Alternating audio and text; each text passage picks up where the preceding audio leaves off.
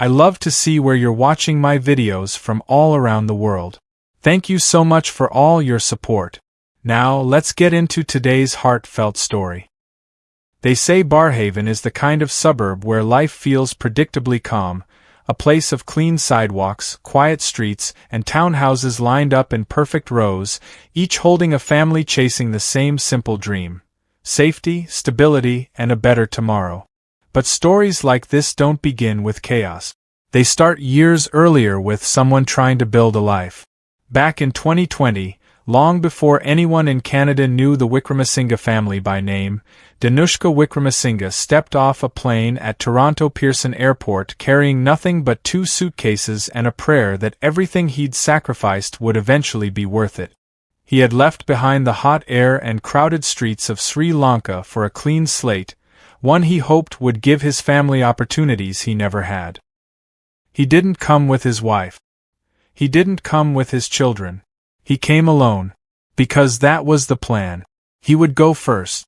He would study, work, save, and only then send for the people he loved most. His wife Darshani, and their young children who were barely old enough to understand why Apache was suddenly so far away. Back home, he had been a father who never stopped dreaming. He wanted his kids to grow up in a place where the electricity stayed on, where the schools were stable, where the future felt open instead of uncertain. Canada became his mission, a mission fueled by late-night internet research, borrowed money, family encouragement, and the belief that if he endured the loneliness now, his children would never have to. But the first step of the journey wasn't easy. He didn't know the snow. He didn't know the cold. He didn't know anyone. So when he arrived, he sought refuge among familiar voices, staying with another Sri Lankan family who had opened their doors to newcomers before. Their home wasn't large, but it was warm, and warmth was something he desperately needed in those first disorienting months. He worked. He studied. He saved. Every dollar meant progress. Every small success felt like a brick laid toward a future he could finally touch. And slowly, piece by piece, things began to change. He moved into a place of his own. A modest rental. A stepping stone. A space where he believed his wife and children would eventually join him, where they would laugh, cook, sleep, and build the life they had always talked about during long-distance calls that stretched late into the night. Barrhaven, with its playgrounds, quiet streets, and family-friendly reputation, began to feel like the perfect place to raise his children once they arrived. A sanctuary. A fresh start. But the thing about sanctuaries is this. They can crumble. And behind one perfectly ordinary townhouse door in Barrhaven, something was already beginning to shift. Something no one could see yet. Something no one could imagine. Because the story that began in hope was about to take a turn no one could ever prepare for, and everything that came next would shock the entire country. When he arrived, he had no house, no savings, no network. What he did have was an agreement, an arrangement to stay temporarily with another Sri Lankan family living in Ottawa. They offered him a room, a place to sleep while he worked his way through school, and a stepping stone to the life he imagined. For a while it worked. He studied. He worked small jobs. He kept his head down, sending money home whenever he could. But over time, the relationship with the hosting family began to sour. The arrangement, initially meant to offer him stability, started to strain. Expectations changed. Promises blurred. Soon, misunderstandings turned into arguments. And what began as a hopeful support system slowly crumbled into a failed agreement that left Dhanushka feeling unwelcome and forced to leave sooner than planned. So he moved out, determined to stand on his own. He rented a small place, took whatever jobs he could find, and pushed through the exhaustion of starting from nothing. His first steady job came in the restaurant industry. Long hours, low pay, but it kept him afloat while he completed his schooling. He often worked shifts others avoided, anything to keep his goal alive. By 2022, his sacrifices paid off. His paperwork was in order, his finances were stable, and he was finally ready. With the help of sponsorships and support programs, his wife and their children moved to Canada. After 2 years of separation, the family had been reunited on Canadian soil. They carried little more than clothes and hope, but being together again was enough. Alongside them came Gamini Amarakun, a long-time family friend from Sri Lanka. He lived with them temporarily, helping with childcare, finances, and the challenges of adjusting to a new country. He was trusted, familiar, almost a part of the household. The family's life in Canada began to take shape quickly. After leaving his restaurant job, Dhanushka launched his own business as an Uber driver, building long hours into a steady income. Meanwhile, Darshani cared for the children, including their newborn in 2024, balancing her home responsibilities with participating in the local Sri Lankan community. Together, they were known for regularly assisting at the Ottawa Buddhist Vihara, cooking at events, helping organize religious gatherings, and supporting families during ceremonies. They became familiar faces, kind, warm, willing to help anyone who needed it. And like many Sri Lankan immigrants in Canada, they felt a responsibility to lift others as they climbed. So when Febrio De-Zoysa, a 19-year-old Sri Lankan international student from Algonquin College, needed a place to stay, they opened their door without hesitation. They gave him a room, meals, and a sense of family in a foreign land, asking nothing more than respect and effort in return. Inside that quiet Barrhaven townhouse, the routines of daily life unfolded like any other immigrant household. Early mornings, long commutes, children's laughter, temple gatherings on weekends, and the constant push to survive in a new country. Everything looked stable. Everything seemed calm. But beneath that calm, something else was beginning to form. Something no one outside those walls could see. Something that would change everything forever. And it was only a matter of time before the cracks began to show. He was only 19. A quiet Sri Lankan international student who had arrived in Canada with the same dream carried by thousands before him, to study, to succeed, to build a life that would one day make his family proud. Febrio De-Zoysa had stepped into Ottawa with hope, but within months that hope began to crumble. He enrolled in business studies at Algonquin College, trying to find his footing in a new country. But behind the polite smiles and soft-spoken manner, he struggled. Assignments went unfinished. Deadlines slipped by. His grades fell. And with every failure, another fear tightened around him: deportation. International student visas in Canada come with strict rules.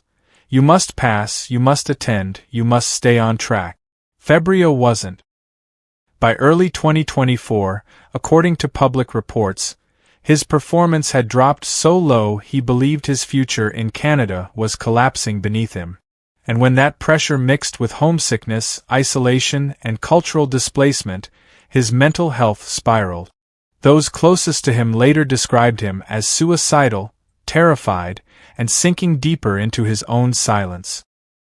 His aunt noticed the change before anyone else. The calls stopped. The messages stopped. Eventually, he blocked phone numbers. Even family members who had raised him, supported him, loved him. In Sri Lanka, relatives tried everything to reconnect. But the silence from Ottawa grew heavier with each passing week. Inside the Wickramasinghe home, where he had been offered a place to stay, Febrio retreated into the basement, sinking into a world where reality demanded nothing from him. He spent hours playing video games, disappearing into the pixelated universe of Minecraft, posting clips and gameplay videos on YouTube as if trying to build a different life block by block, one that didn't judge him. Outside that screen, though, his real life was collapsing. Public reports later revealed something heartbreaking and startling. His bank account held just $2.24. That was the financial state of a young man far from home, far from help, and running out of options. Meanwhile, upstairs, life in the Wickramasinghe household moved with warmth and normalcy. Family routines, temple events, meals cooked in the kitchen, the sound of children playing. They treated Febrio like one of their own. They fed him. They sheltered him. They tried to keep him connected. But slowly, he withdrew even from them. Hardly speaking. Hardly eating with the family. Hardly stepping outside. Just a young man alone with a failing academic record, a shrinking bank balance, and a fear he couldn't outrun. And then, in late winter of 2024, something shifted. Something no one in that home could see, because the storm was forming deep inside the mind of the quiet student downstairs. A storm that was about to tear through the calm suburban streets of Barrhaven, and leave behind one of the most horrifying crime scenes in Canadian history. The first sign of that storm would come on a quiet March evening. For investigators, the first break in the case didn't come from fingerprints, eyewitnesses. It came from a frantic 911 call and a quiet search through a young man's digital trail. When forensic analysts opened Febrio De-Zoysa's laptop and phone, the browser history revealed something dark, deliberate, and impossible to explain away. On January 31, 2024, more than a month before the killings, Febrio had placed an order on Amazon. It wasn't for textbooks or groceries or anything related to school.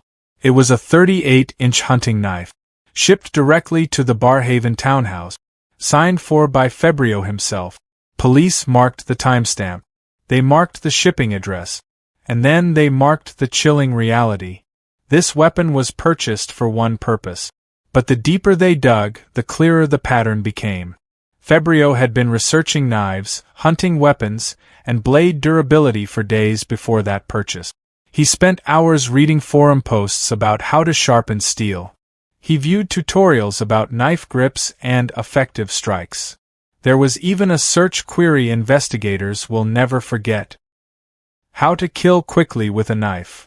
But to understand how all of this built toward one of the darkest moments Ottawa has ever seen, you have to go back to the morning of March 6, 2024, the last quiet hours in the Wickramasinghe family home. That Wednesday began like any other. Routine. Predictable. Normal.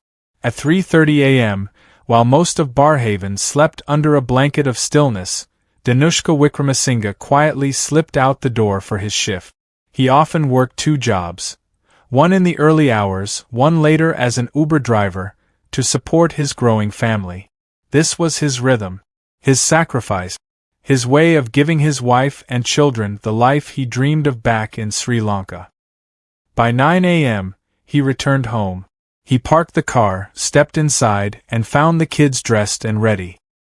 He gathered Anuka, age 7, and Ashwini, age 4, and took them to school like he always did. Nothing seemed unusual. Nothing seemed wrong. Nothing seemed like the calm before a storm. When he returned around 10 a.m., he sat down for breakfast with his wife, Darshani, and their two youngest daughters, Rania, age 3, and baby Kelly, barely 2 months old. The kind of quiet family moment that would later haunt him forever. They laughed. They talked.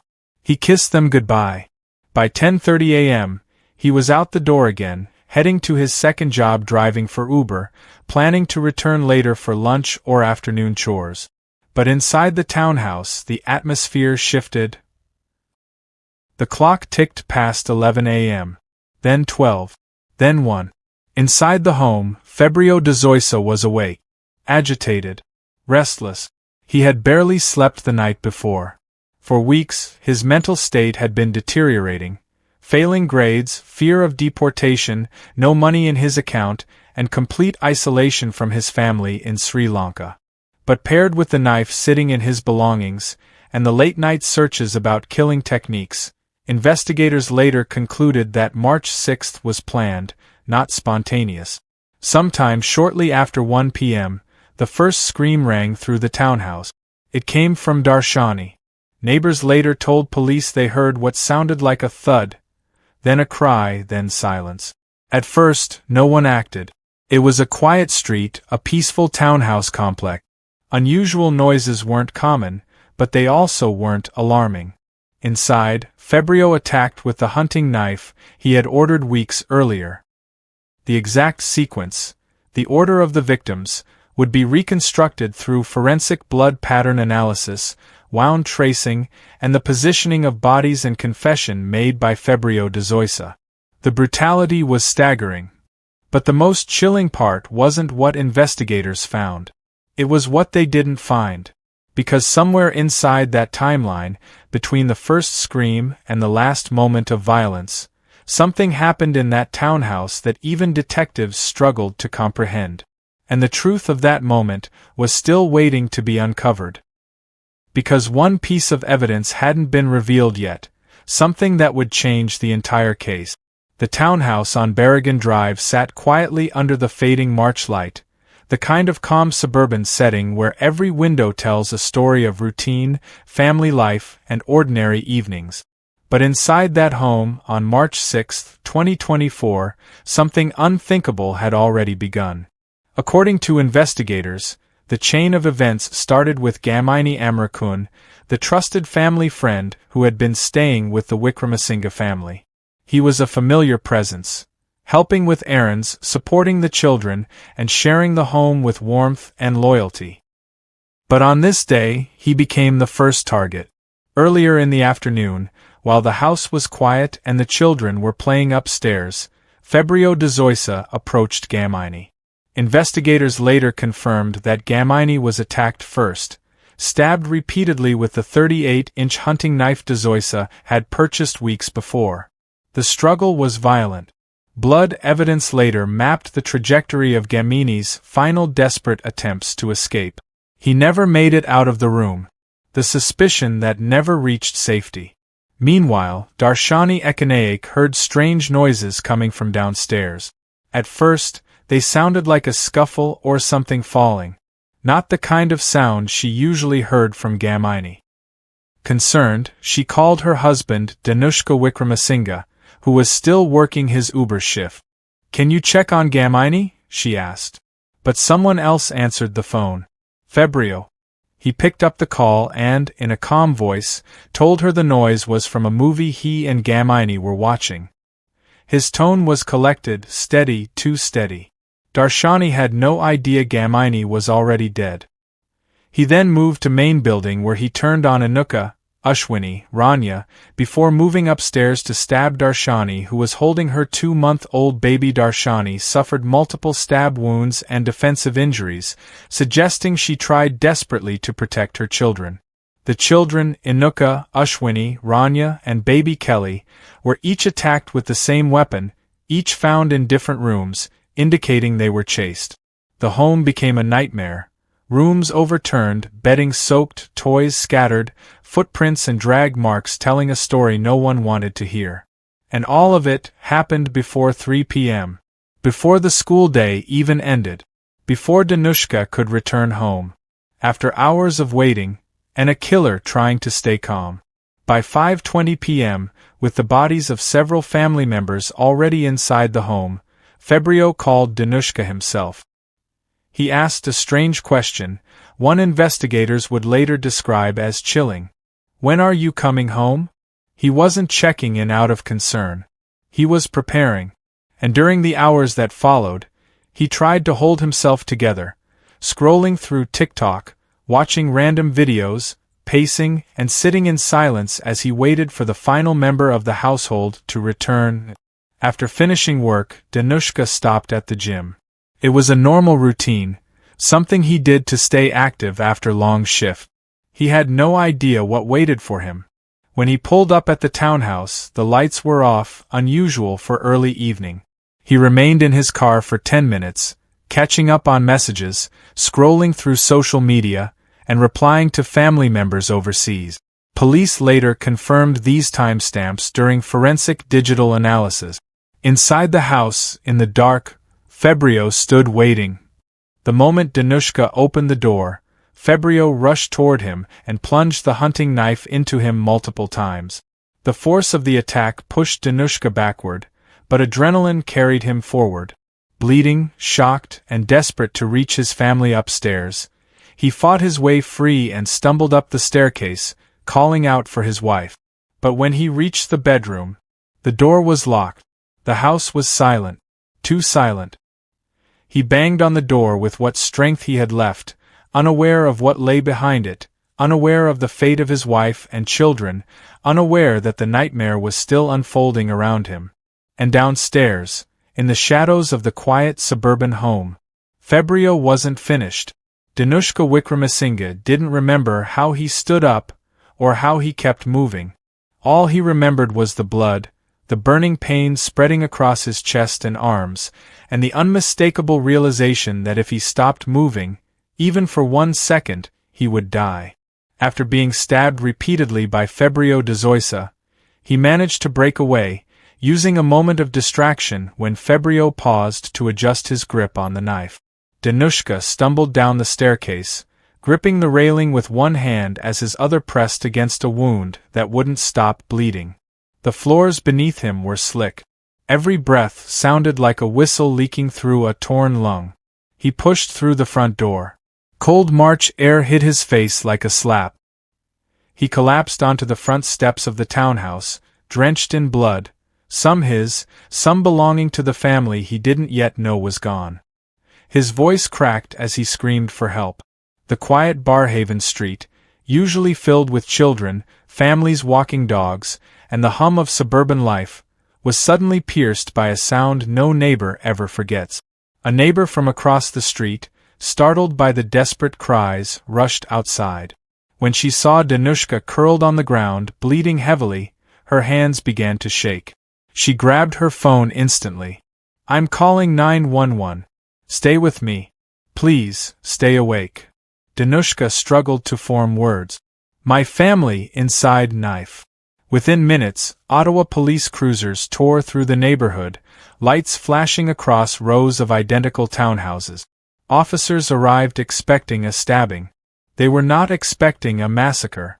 When they entered the home, they found Febrio De-Zoysa standing inside, covered head to toe in blood. His shirt was soaked, his hands stained. The hunting knife, a brutal, heavy 38-inch blade, lay on the floor near his feet. He didn't attempt to run. He didn't ask for a lawyer. He didn't resist. He simply said, "I did something bad." Officers immediately detained him. Inside the home, what they discovered was beyond anything the city had seen in decades. The days after the murders were a blur of grief, horror, and disbelief. Ottawa police held multiple press conferences, reporters swarmed the courthouse, and the Sri Lankan community mourned a tragedy that made headlines across Canada and beyond. Febrio De-Zoysa was charged with 6 counts of first-degree murder, 1 count of attempted murder, for Dhanushka. From the very beginning, prosecutors emphasized the brutality, the planning, and the calmness with which Febrio carried out the killings. Investigators revealed that he ordered the knife weeks before. He isolated himself from friends and family. He spent months spiraling mentally and academically. He believed deportation was inevitable. And worst of all, he saw the family's kindness as a burden he could no longer face. Every hearing felt heavy. Reporters described the courtroom as cold, silent, almost suffocating. Rows of people cried quietly. Others sat frozen, unable to comprehend how a young man with no past criminal record could take the lives of 4 children, a mother, and a family friend. Febrio often entered the courtroom with his head down, shoulders slumped, barely looking up. He rarely spoke. When he did, his voice was almost a whisper. The Crown detailed the killings with a precision that made the public recoil. Autopsy photos, blood spatter analysis, timestamps from smart home devices, and Febrio's own confession became the backbone of the prosecution's case. His attorneys argued that he suffered from severe mental deterioration, was overwhelmed by academic pressure, lived in fear of deportation, believed he had no future in Canada, had become isolated and suicidal. But mental illness could not erase the planning, could not explain the order of the victims, could not justify the level of violence, and the knife, a massive hunting blade ordered weeks before, became the prosecution's strongest argument for premeditation. In November 2025, after months of hearings and psychological evaluations, Febrio De-Zoysa pleaded guilty to 4 counts of first-degree murder, 2 counts of second-degree murder, 1 count of attempted murder. It was one of the most chilling guilty pleas in Canadian history. Prosecutors read detailed accounts of what happened that afternoon. The courtroom listened, horrified, as every moment of the attack was laid out. Mothers wept. Fathers held their children close. Even seasoned police officers had difficulty listening. The judge acknowledged the profound grief felt across the city and stated, "This is one of the worst tragedies to ever occur in Ottawa." Febrio was sentenced to life in prison with no possibility of parole for 25 years. For many, it didn't feel like enough. For others, it was the only possible outcome. But for the Sri Lankan community in Ottawa, and especially for Dhanushka, the pain would linger for a lifetime. When the news finally reached Colombo, it traveled like a shockwave, quiet at first, then devastating. Thousands of miles away, on the other side of the world, Dhamini Amrakun's wife stepped into a reality no spouse is ever prepared for. One moment, she was expecting an ordinary day, the next, she was told her husband was dead, killed in a country he had trusted for safety, opportunity, and a better future. Dhamini was more than a visitor in Canada. He was a father, a provider, a man who worked tirelessly in hopes of bringing his wife and family over someday. He believed Canada was the place where his children would grow up safe, where the struggles of home, economic instability, political tension, uncertainty, would never touch them. For his wife, hearing that he had been killed inside the same house where he was supposed to be protected felt unreal. She kept asking the same questions again and again. How? Why? What happened? Questions no one could fully answer yet. Friends described her voice as trembling but empty, like she had spoken every word with a heart already collapsing inside her chest. She had lost not just a husband, but a partner who had promised her, "I will build us a life. I just need time." Now that time was gone. Back in Ottawa, the community grieved differently. Neighbors who had walked past that townhouse for years still paused, staring at the front door, imagining the terror behind it. For many, the image of Dhanushka bleeding on his doorstep was something they couldn't unsee. For others, it was the memory of seeing Darshani and the children walking to the Buddhist temple, always together, always smiling. At the temple, a memorial table was set up, 6 candles for the family, 1 for Dhamini. Members gathered, chanting sutras, their tears mixing with the soft glow of candlelight. They remembered Dhamini as the quiet helper, the man who stayed late after events to clean up, the man who carried chairs with a smile, the man who never looked angry, even on tired days. But for his wife, closure did not come with candles or rituals. Her grief lived in the silence of their home, in the empty side of the bed where he used to sleep, in the plans they made but would never see happen. She struggled most with the thought that he died far away, with no family to hold his hand in his last moments. And yet, she still wanted Dhanushka to heal. She understood that he, too, was a victim of unimaginable violence. She prayed for him. She prayed for the children she would never meet. And she prayed for her husband's peaceful rebirth. The community's greatest comfort came from knowing that justice, after months of courtroom battles, testimony, and evidence, finally prevailed. But justice could not fill the hole left behind. It could not replace a mother, 4 children, or the family friend who died trying to build a better life. Dhamini's wife often said that he died with purpose still in his hands. He went to Canada for opportunity. He found tragedy instead. But the love he carried for his family, she said, was the one thing even death couldn't erase. The aftershocks of the Barrhaven killings continue to echo through Ottawa, through Sri Lanka, and through the hearts of everyone touched by the story. A family destroyed. Community forever changed.